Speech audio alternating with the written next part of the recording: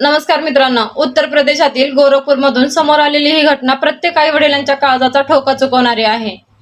गोरखपूरमधील प्रसिद्ध सराफा व्यवसायी लक्ष्मी नारायण वर्मा यांचा 10 वर्षाचा नातू वैभव वर्मा शाळेतून घरी आल्यानंतर अचानक बेपत्ता झाला। कुटुंबियांनी त्याचा सर्वत्र शोध घेतला, पण दुसऱ्याच दिवशी त्याचा मृतदेह शेजारी राहणाऱ्या संगणक शिक्षक सर्वेश भट यांच्या घराच्या बेसमेंटमध्ये सापडल्याचा आरोप आहे। पोलिसांनी या प्रकरणात शेजारी राहणाऱ्या संगणक शिक्षकाला अटक केली आहे। प्राथमिक तपास अपहरण, खून आणि खंडणीच्या कटाचा संशय व्यक्त केला जात आहे। पोलीस तपास अजूनही सुरू असून सर्व पुरावे तपासले जात आहेत। एका निष्पाप मुलाचा जीव गेला, एका आईची कुशी कायमची रिकामी झाली, एका वडिलांचा आधार हिरवला गेला। अशा घटना फक्त एका कुटुंबाचं नाही तर संपूर्ण समाजाचं अपयश दाखवतात।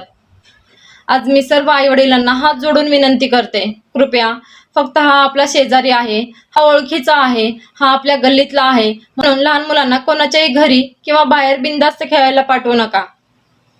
आजच्या काळात कोणावरही आंधळा विश्वास ठेवणं धोकादायक ठरू शकतं। मुलं कुठे जात आहेत, कोणासोबत आहेत, किती वेळात परत येणार आहेत याची माहिती ठेवा। शक्य असल्यास लहान मुलांना एकटं बाहेर पाठवूच नका।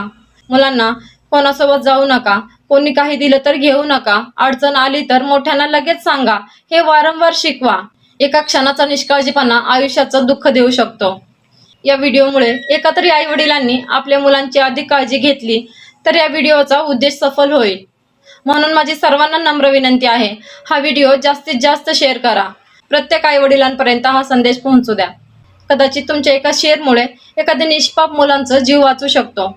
दिवंगत वैभवला भावपूर्ण श्रद्धांजली आणि या प्रकरणात सत्य समोर येऊन दोषींना कायद्यानुसार कठोर शिक्षा मिळो हीच प्रार्थना। धन्यवाद।